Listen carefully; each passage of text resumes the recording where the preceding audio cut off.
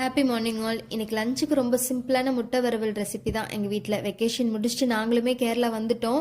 வந்ததையுமே மீன் சாப்பிடணும் அப்படின்னு தான் தோணுச்சு. இங்கே நிறைய கிடைக்கும் இல்லையா, ஆனால் அது செய்கிற அளவுக்கு டைமும் இல்லை. அப்படிங்கிறதுனால அட்லீஸ்ட் ஃபிஷ் இல்லைனாலும் பரவாயில்ல, இன்னைக்கு முட்டையை வச்சு நாளை கடத்திடலாம் அப்படின்னு செஞ்சது தான். கொஞ்சமாக தேங்காய் எண்ணெய் சேர்த்து ஜீரகம், சோம்பு, கடுகு பொரிஞ்சதுக்கப்புறமா கொஞ்சம் சின்ன வெங்காயம் இல்லைன்னா பெரிய வெங்காயம் யூஸ் பண்ணிக்கலாம் போட்டு வதக்கிட்டு, கொஞ்சமாக தக்காளி, இஞ்சி, பூண்டு மூணையும் நான் ஒன்றாவே போட்டு அரைச்சிட்டேன், டைம் இல்லை அப்படிங்கிறதுனால.